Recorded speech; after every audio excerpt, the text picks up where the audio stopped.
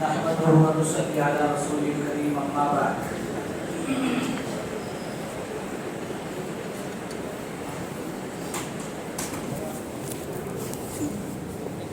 قدر پارے کی تلاوت کی گئی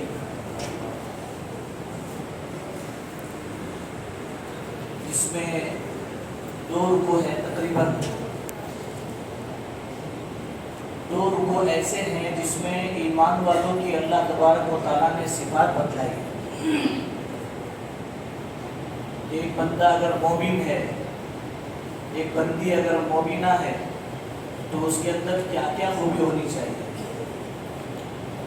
اور یہ تو ضابطے کی بات ہے کہ انسان کو اسی وقت انسان کہا جاتا ہے جبکہ اس کی زندگی میں صفات اور خوبیاں ہوں.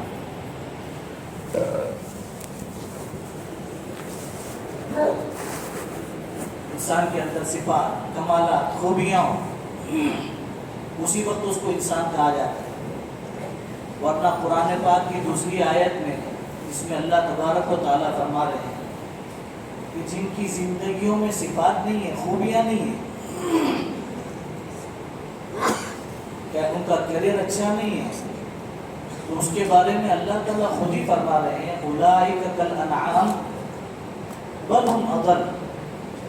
یہ تو انسان کہلانے کے قابل نہیں ہے بلکہ یہ تو جانور ہے اور جانور سے بھی بدتر ہے.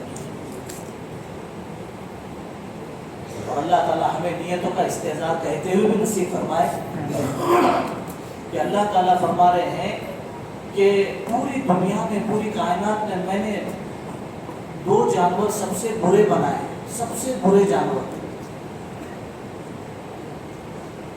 یعنی دنیا کو اس کا ناپاک ہونا اور اس کا بے قیمت ہونا بتلایا ہے باقاعدہ.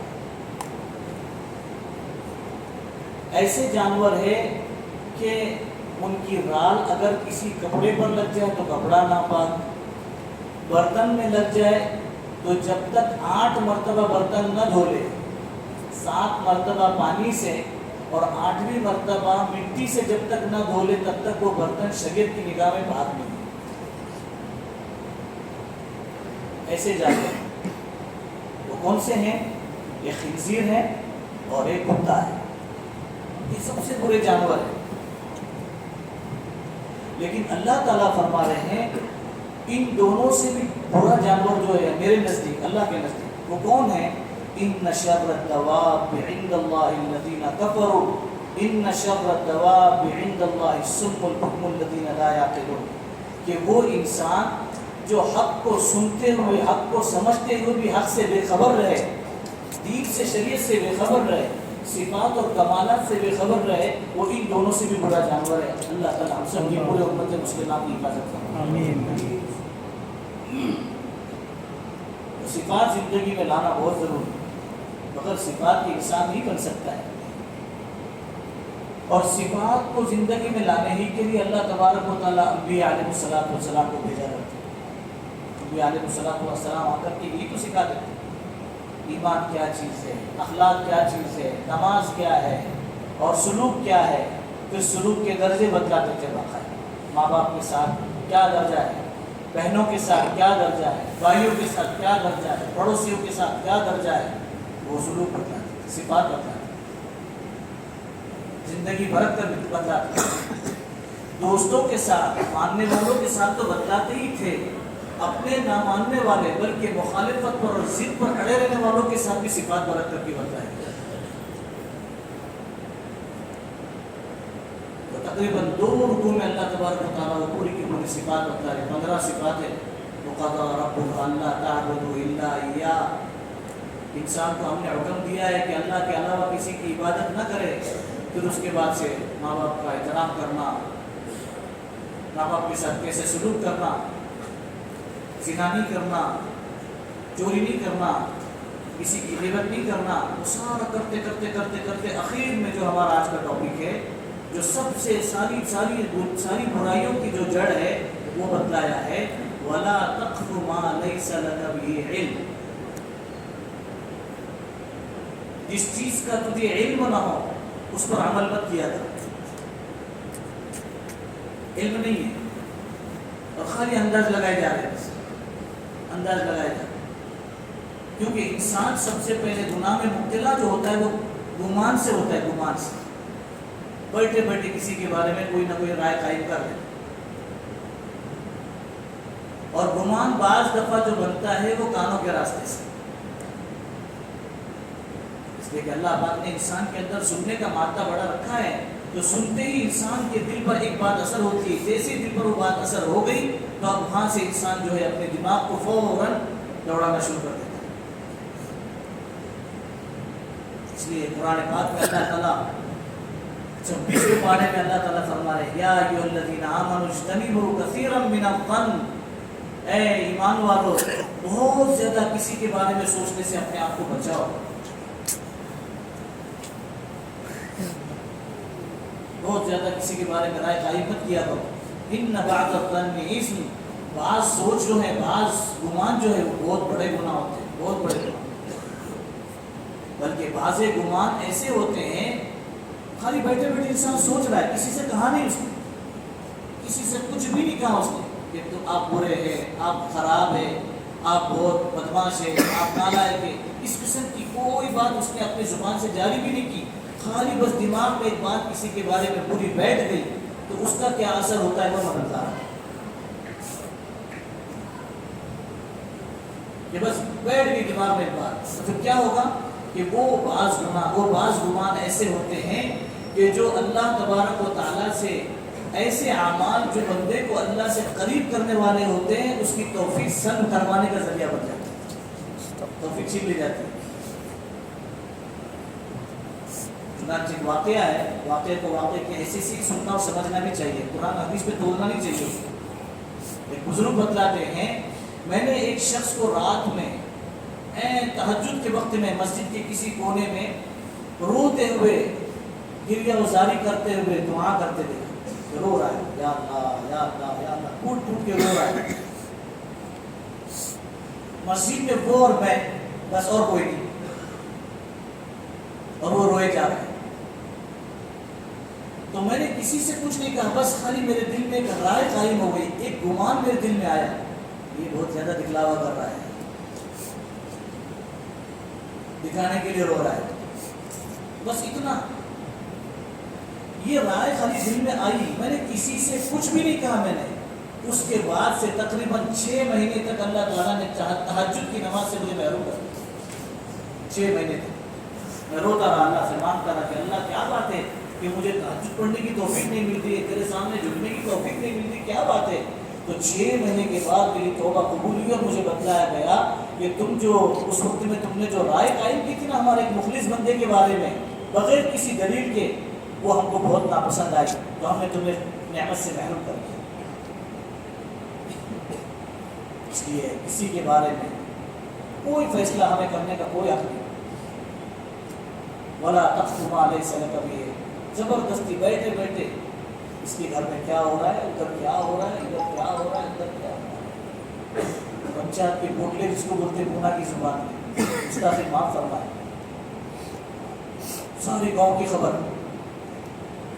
نہیں، خاموش، کون ہے کیا ہے؟ صحابہ میں یہ صفت تھی تو ان کی صفت نسل در نسل، نسل در نسل ابھی بھی ان کی نسلوں کے اندر آ رہی ہے۔ عربوں کے اندر دیکھنا واقعہ کہ کسی کے کچھ کام آنے کا جذبہ ہوتا ہے تو وہ کر لیتے ہیں، باقی یہ کہ اگر راستہ چلتے تو کوئی کچھ بھی کرتا ہے انہیں کوئی لینا نہیں، وہ بھی چیز کوئی لینا نہیں، کون آ رہا گھر میں، کون جا رہا گھر میں، کسی کے گھر میں جا رہا، کائے کو جا رہا، اپنے عمل سے عمل، اپنے کام سے کام۔ حدیث پاک میں آتا ہے تم دوسروں کے عیبوں کو جب تلاش کرنے کا اہتمام کرو گے تو اللہ تعالیٰ پھر تمہارے بیڈ روم تک لوگوں کو لائے گے۔ یہ تو ہو نہیں سکتا کہ ہم دوسروں کے اوپر کیچڑ اچھالنے کی کوششیں کریں اور ہم بالکل سیف رہے، ایسا نہیں ہو سکتا۔ اس سے احتیاط کرنا چاہیے۔ اللہ کے نبی علیہ السلام کا خود معمول لکھا ہے کہ اپنے صحابہ کو اس سے بچایا کرتے تھے، اپنے امتیوں کو اس سے بچنے کی ترغیب کی ہے باقاعدہ۔ ایک موقع پر ازواج مطہرات میں سے یعنی حضور پاک صلی اللہ علیہ وسلم کی بیوی میں سے کوئی بیوی رات کے وقت میں اللہ کے نبی صلی اللہ علیہ وسلم کی مسجد میں قریب میں آ کر کے کچھ گفتگو کر رہی تھی، اور جب وہ گفتگو کر رہے تھے تو کچھ صحابہ نے انہیں دیکھ لیا. اب اللہ کے نبی علیہ السلام کے بارے میں کوئی گمان گندہ قائم کر سکتے ہیں ہم؟ لا حول ولا قوت الا باللہ. اور وہ بھی صحابہ جہاں نثار عاشقین رسول. جب وہ گزرنے لگے تو اللہ کے نبی صلی اللہ علیہ وسلم نے انہیں بلایا, ادھر آؤ, یہ فلاں, ادھر آؤ. میں جس سے بات کر رہا ہوں نہیں میری بیوی ہے. ہاں اتنا احتیاط, یہ میری بیوی ہے. کوئی رائے قائم نہیں کرے. ولا تقف ما لیس لک به, جس کا علم نہیں ہے معلوم نہیں. ارے وہ ایسا کر رہے تھے, وہ ان کا ایسا سننے کو آیا تھا, میرے کو معلوم نہیں, معاف. باقاعدہ دعوت و تبلیغ میں چلا کر اس کا اہتمام کرایا جاتا تھا, اس صفات کی محنت کرائی جاتی تھی باقاعدہ ایک زمانے میں. گشتوں کے اندر جب گشت میں چلتے تھے تو باقاعدہ بولتے تھے کہ اگر کسی کے اندر 99 عیب ہو تو اس کی ایک خوبی کو اجاگر کرنا, 99 کو چھپا دینا. کیا خوبی؟ کہ یہ ہمارے عبداللہ بھائی ماشاءاللہ ایمان والے بھائی ہیں, ان کے پاس ایمان ہے. اور واقعتاً سوچنے کی بات ہے میرے بزرگ و عزیزوں, ہم تو کسی کے بھی بارے میں گھٹیا ہونے کے فیصلے کر دیتے ہیں. ہم جب کسی سے محبت کرتے ہیں تو اس کو اچھا گفٹ دیتے ہیں کہ تھرڈ کلاس دیتے ہیں؟ اچھا گفٹ دیتے ہیں نا, چن کر باقاعدہ اچھا کہ یہ میرے فلاں دوست کے لیے. اللہ تبارک و تعالیٰ نے جب اس کو پسند کیا تو اس کو گفٹ ایمان کا دیا ہے, تو اچھا دیا ہے کہ برا دیا ہے؟ اللہ کی چوائس ہے کہ اللہ نے اس کو ایمان والا بنایا ہے اور ہم اس کو ہلکا سمجھ رہے ہیں. اور ہوتے ہوتے ایمان والے سے ہوتے ہوتے ہوتے آگے ہم لوگ کہاں تک چلے جاتے ہیں پتہ ہے؟ علماء تک چلے جاتے ہیں. اب تو بہت اتنے ماہرین پیدا ہو گئے ہوئے, اللہ حفاظت فرمائے ان کے سائے سے بھی. اتنے ماہرین فوراً جھٹ سے فتوا, علماء سوئے, یہ تو علماء سوئے. اور اللہ کے نبی علیہ السلام نے فرمایا میری امت پر مجھے 3 چیزوں کا بہت زیادہ ڈر ہے, بہت زیادہ ڈر ہے. ایک تو دنیا ان پر اتنی کھولتی جائے جس کی وجہ سے یہ ایک دوسرے سے حسد کرنے لگے, ایک دوسرے کو مارنے لگے. دوسرا, قرآن کی تفسیر میں ہر کوئی اپنی رائے دینے لگے, ہر کوئی اپنی رائے دے. میرے حساب سے قرآن کی تفسیر یہ ہونی چاہیے, میرے حساب سے. تیرا حساب کیا ہے؟ تیری حیثیت کیا ہے؟ بڑے بڑے اہل اللہ اور بڑے بڑے راسخین فی العلم وہ اللہ تبارک و تعالیٰ کی آیتوں کے بارے میں ایک دم خاموش ہو جاتے ہیں. مجھے نہیں معلوم, اس آیت کی تفسیر میں نہیں جانتا ہوں.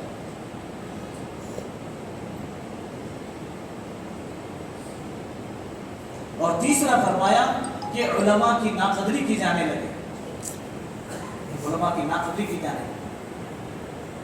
یہ کب ہوتا ہے؟ جب بندہ کسی نہ کسی رائے پر عمل کرنا شروع کر دیتا ہے. اس سے اپنے آپ کو محفوظ رکھنا. ولا تقف ما لیس لک به علم, جس کا علم نہیں اس کے بارے میں بکواس مت کرو, اس کے بارے میں خالی رائے زنی مت کرو. ان السمع والبصر والفؤاد كل اولئک کان عنہ مسئولا, بے شک کان اور آنکھ اور دل ان تینوں کے بارے میں اللہ تبارک و تعالیٰ پوچھیں گے باقاعدہ کل قیامت میں کہ تو نے کیا سنا تھا, اور صحیح سنا تھا کہ غلط سنا تھا. باقاعدہ کان بولے گا, اور باقاعدہ جو ہے آنکھ بولے گی, اور باقاعدہ دل بولے گا. اللہ تبارک و تعالیٰ زبان کو لاک لگا دیں گے اور ان سے سوالات کریں گے, بتاؤ تم نے صحیح سنا تھا غلط سنا تھا. اس لیے گمان کے بارے میں اپنے آپ کو بہت بچانا. یہیں سے تو سارے کاٹے پھوٹتے ہیں. گھر کی جو بربادی ہوتی ہے وہ یہاں سے ہوتی ہے. دوستوں کے اندر توڑ جو پیدا ہوتا ہے وہ یہاں سے شروع ہوتا ہے. اور یہ بات ہمیشہ یاد رکھنا, جو توڑ کی بات کرے, جو توڑ کی بات کرے اس امت میں, جو توڑ کی بات کرے, 3 باتوں میں سے ایک بات پکی ہے. یا تو یہ کہ سیٹلمنٹ ہو کر کے آیا, کہیں بکا ہوا ہے, یہ سیاسی آدمی ہے جو توڑ کی بات کرے, سیاسی آدمی کہ کہیں سیٹلمنٹ ہو کر آیا. یا تو پھر یہ کہ اس کے اوپر جو ہے سحر کا اثر ہے, جنات لگا ہوا ہے, اس کو بھوت لگا ہوا ہے, یا پھر اس کو کرنی جادو جو ہوتا ہے نا, اسے انکار نہیں کیا جا سکتا. اللہ ہماری نسلوں کی حفاظت فرمائے. تو یا تو وہ ہوا ہے, اس کے اوپر جادو کا اثر ہے, 2 بات. اور تیسری پاگل ہے, پاگل, 1 نمبر کا پاگل, جو امت میں توڑ کی باتیں پیدا کرے. کبھی توڑ نہیں ہوتا ہے اس کو صحیح نہ سمجھنا یہ توڑ کا ذریعہ بنتا ہے. کوئی حق بات کبھی توڑ کا ذریعہ نہیں بنتی. ورنہ حضور پاک صلی اللہ علیہ وسلم کے زمانے میں یہ لوگ آئے تھے کفار قریش اور آ کر کہنے لگے ایک دن آپ ہمارے یہاں عبادت کے لیے آؤ اور ایک دن ہم آپ کے وہاں عبادت کے لیے آئیں گے, دونوں مل جل کے رہیں گے, سب دھرم برابر ہے, سب مذہب برابر ہے, کائے کو جھگڑے کرنے کا, ہم مل جل کے رہیں گے نا. تو اللہ تبارک و تعالیٰ کی طرف سے آیت نازل ہوئی کہ لکم دینکم ولی دین. نہیں, ایسا کمپرومائز دنیا میں کبھی نہیں ہوتا. حق تو وہی ہے جو اللہ کی طرف سے نازل کیا ہے. ہاں سمجھنے کے لیے تھوڑا وقت لگے گا, سمجھنے کے لیے تھوڑا وقت لگے گا, لیکن سمجھنے کے زمانے میں اللہ کی طرف رجوع, اللہ سمجھا دے. اس لیے میرے بزرگوں عزیزوں, یعنی اس بات کا بہت اہتمام کرنا چاہیے کہ ہمارے معاشرے کے اندر سب سے بڑی بنیاد جو ہے نا سنی انسنی باتوں کو نہ کریں. آج حدیث سے بات میں آتا ہے کفا بالمرء کذبا ان یحدث بكل ما سمع او كما قال صلوات اللہ وسلام علیہ.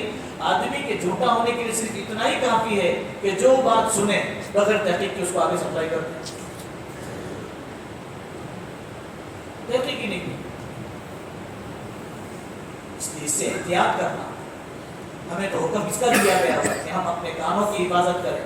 کتنا ہی اچھا آپ نے کمرہ بنایا, ایک روم بنایا اور اس میں بہترین قسم کا اے سی لگایا, بہترین قسم کا, لیکن ایک کھڑکی اگر اس کی کھلی رہے گی تو موسم دے گا اے سی ٹھنڈا کرے گا. پونا والوں کو تو اے سی نہیں معلوم ہے, اس میں تو کچھ بولتا نہیں. ارے ہاں نا چاند چو کچھ تو کرو. میں کہاں بات کر رہا ہوں کہ سب ماشاءاللہ محو ہو چکے ہیں. تو اے سی کوئی فائدہ دے گا؟ کوئی فائدہ نہیں دے گا. اور جس روم کی 3 کھڑکیاں کھلی ہو, آنکھ بھی کھلی ہو, کان بھی کھلے ہوئے ہو, زبان بھی کھلی ہوئی ہو, تو وہاں ایمان کی حلاوت کا ٹھنڈک محسوس ہو سکتی ہے, اعمال کی ٹھنڈک محسوس ہو سکتی ہے, نہیں ہو سکتی.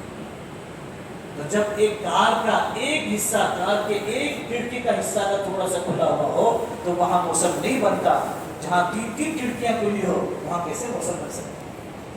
اور یہ وہ اعمال ہے جس سے توفیق چھین لی جاتی ہے. کسی کے بارے میں بیٹھے اگر ہو گیا غلطی سے تو معافی مانگ لیں. سب کو زندگی دی اللہ کا, اور تفصیل بتانے کی ضرورت نہیں ہے. 15ویں شعبان کو میں نے رات کو جو ہے آپ جا رہے تھے ٹو ویلر پر اور وہ ایکٹیوا تھی اور کالی کلر کی تھی اور اس کو لائٹ نہیں تھی آگے اور پیچھے ایک بیٹھا ہوا, تو اس وقت میں نے آپ کے بارے میں گمان قائم کیا تھا. اتنی تفصیل بتانے کی ضرورت نہیں ہے مجھے, خالی موٹا موٹا عبداللہ بھائی فلاں وقت کسی وقت میں مجھے آپ کے بارے میں ایسا گمان ہو گیا تھا, میں آپ سے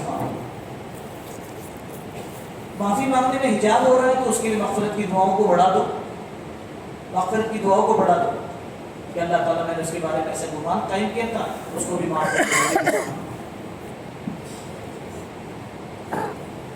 یہ وہ چیزیں ہیں میرے بزرگوں جس سے اعمال کی توفیق ملتی ہے اور اعمال کی لذتیں محسوس ہوتی ہیں. اعمال کی لذتیں اپنے گھروں کے اندر, اور کانوں کے راستے سے جو بات جائے گی وہ اثر کرے گی. اللہ کے نبی علیہ الصلوۃ والسلام سے زیادہ پاکیزہ دل کسی کا نہیں. 2 مرتبہ جنت کے پانی سے جس کو دھویا گیا ہو, جنت کے طباخ میں رکھ کر دھویا گیا ہو, کتنا پاکیزہ دل ہوگا. اس کے باوجود منافقوں کے راستے سے حضرت عائشہ رضی اللہ تعالیٰ عنہ کی پاکیزگی کے بارے میں تھوڑی سی باتیں پڑھ گئی کہ عائشہ نے نعوذ باللہ گندا کام کر لیا. حضرت عائشہ رضی اللہ تعالیٰ, تو اللہ کے نبی علیہ الصلوۃ والسلام کی یہ کیفیت ہو گئی تھی کہ اللہ کے نبی علیہ الصلوۃ والسلام اپنے صحابہ سے چلتے پھرتے اٹھتے بیٹھتے پوچھتے تھے عائشہ کے بارے میں تمہارا کیا خیال ہے, عائشہ ایسا کر سکتی ہے, پوچھتے تھے. بات کانوں سے راستے میں جو بات چلی گئی کانوں کے راستے سے تو وہ دل پر اثر کر رہی ہے. تو ہمارے دلوں کا کیا, اور خاص کر کے جب شادیاں ہوتی ہیں نا, شادیاں ہوتی ہیں تو پھر رات کا موقع ہوتا ہے بیوی سے بات چیت کرنے کا, تو دن بھر کی کارگزاری کارنامے جو ہے ایک راستے سے جاتے رہتے. اس کا ایکشن ری ایکشن صبح ناشتے میں سحری میں محسوس ہونا شروع ہو جاتا. ماں کی بات کا جواب ٹھیک نہیں, باپ کی بات کا جواب ٹھیک نہیں, بھائی کی بات کا جواب ٹھیک نہیں, بھابھی کی بات کا جواب ٹھیک نہیں. کیا ہوا, رات کو زہر جا چکا ہے اندر, اور تحقیق تو کریں گے نہیں, اس لیے کہ میری بیوی سے سچی بیوی دنیا میں کوئی نہیں تھی. یہ سچی نہیں ہوتی تو میرے نکاح میں کیسے آتی؟ یہ سچی ہے. حالانکہ اصولی لائن کی بات ہے میرے بزرگوں کو کے معاف کرنا. اللہ تبارک و تعالیٰ نے 2 کان دیے. کتنے دیے؟ 2 کان دیے. ایک کان سے بیوی کی سنو, ایک کان سے اپنے ماں باپ کی بھائی بہنوں کی سنو. بیچ میں دماغ دیا ہے, ٹھیک ٹھیک فیصلہ کرو. نہیں کر سکتے تو علماء سے جا کر کے رجوع کرو. لیکن بتنگڑ مت بناؤ کسی کی بات. معاشرہ اسی سے تباہ ہو جاتا ہے, اسی سے تباہ ہو جاتا ہے.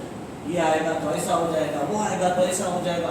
بیٹھے بیٹھے بیٹھے اتنے ڈرے ہوئے اندر ہی سے اتنے ڈرے ہوئے ہیں کہ کوئی کسی سے مطمئن تو بہت دور کی بات ہے, اپنے ماں باپ سے کوئی مطمئن نہیں اللہ, اور ماں باپ اپنی اولاد سے مطمئن نہیں. صرف کیوں؟ کانوں کے راستے سے کچھ جا رہا ہے, کانوں کے راستے سے کچھ جا رہا ہے. ایک واقعہ بتا کر اپنی بات ختم کروں. ایک بادشاہ کے دربار میں ایک وزیر جو ہے روزانہ صبح میں اعلان کرتا تھا, تو نیکی کے کام کیے جا, برے آدمی کو اس کی برائی اس کے برے انجام تک پہنچا دیتی ہے. 3 مرتبہ دربار میں یہ اعلان ہوتا تھا, تو نیکی کے کام کیے جا, برے آدمی کو اس کی برائی اس کے برے انجام تک پہنچا دیتی ہے. وہ اعلان کرتا تھا. اور وہ بادشاہ کا بہت قریبی, بہت قریب.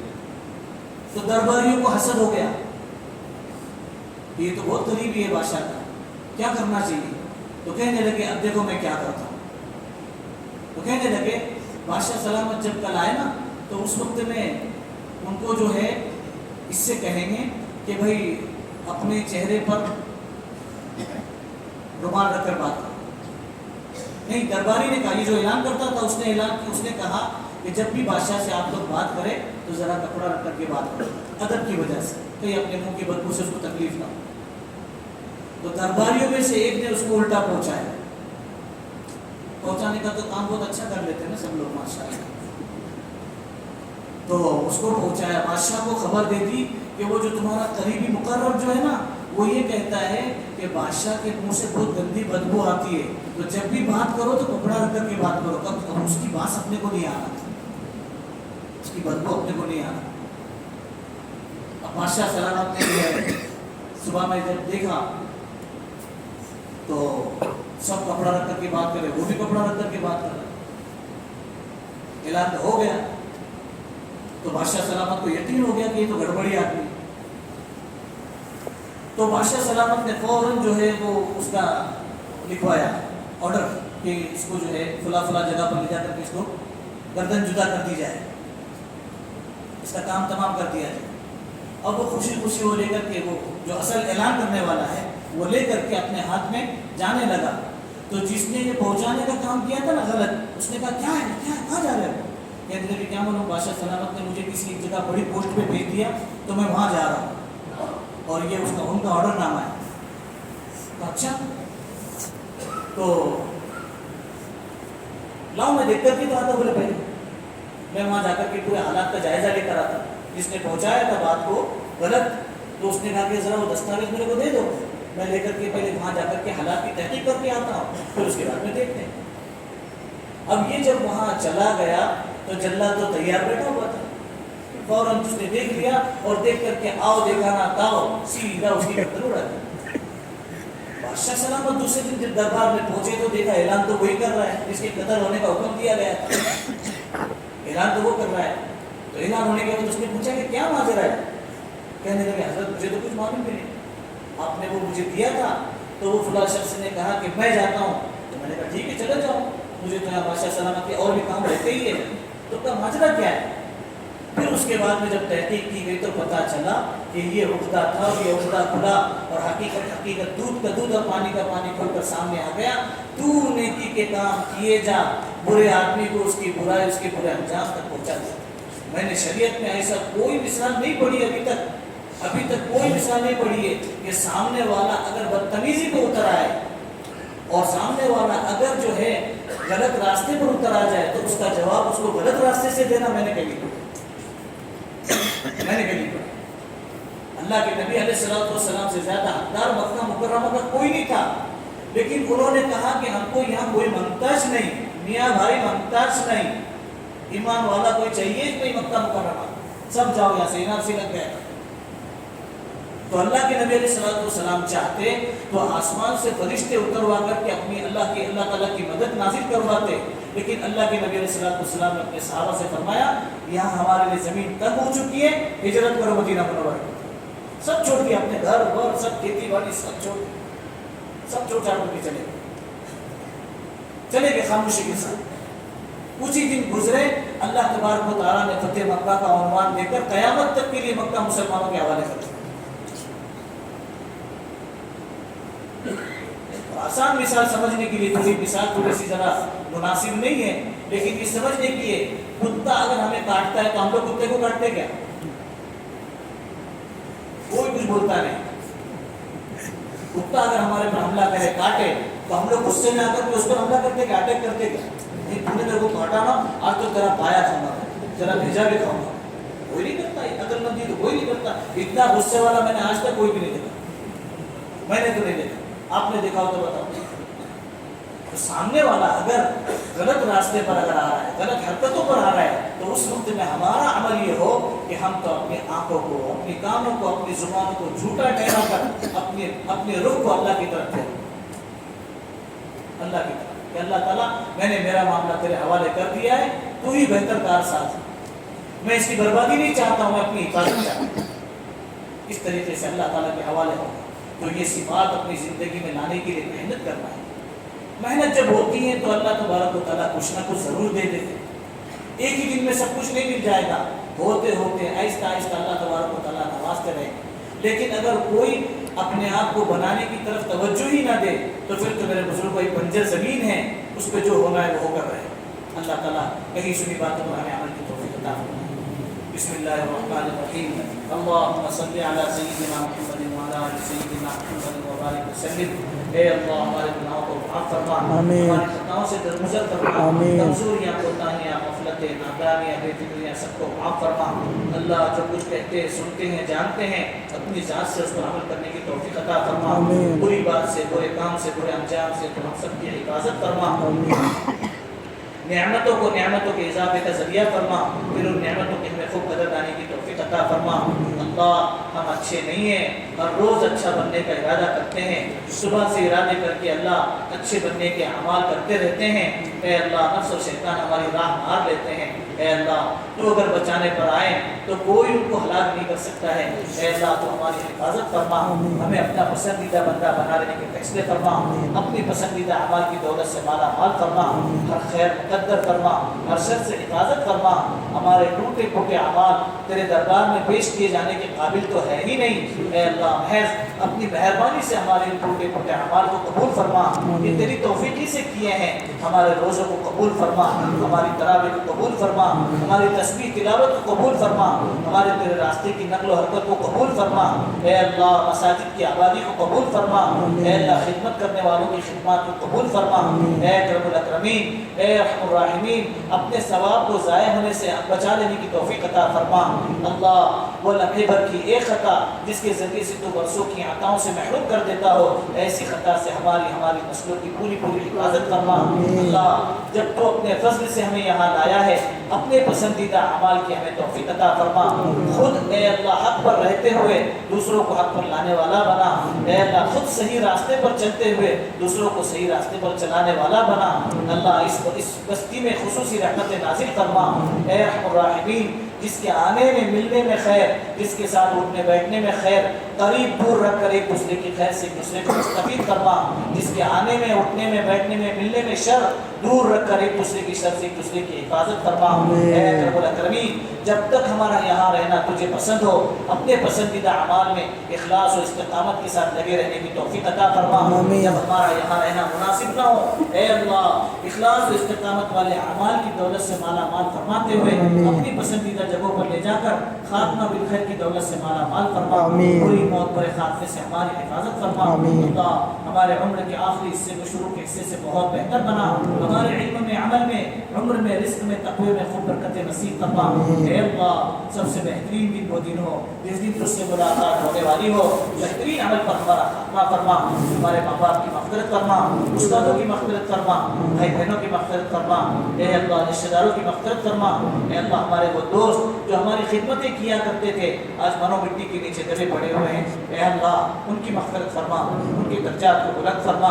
اے اللہ انہوں نے ہمیں نیک سمجھ کر، اے اللہ انہوں نے ہم پر مال لوٹایا، اے اللہ اپنی صلاحیتیں ہم پر لگائی، اے اللہ ہمیں اچھا سمجھ کر اے اللہ ہماری خدمتیں کرتے رہیں۔ اے اللہ آج ایک سبحان اللہ کے محتاج ہیں، ان کی مغفرت فرما، اللہ ان کی قبر کو نور کا باغ بنا دینے کے فیصلے فرما۔ اے اللہ جنت فردوس کا داخلہ مقدر فرما، ان کے پسماندگان کی اے اللہ ان کی کفالت کا فیصلہ فرما، ان کی ضروریات کا تکفل فرما، ان کے حالات کو سازگار بنا، ان کے مسائل کو حل فرما۔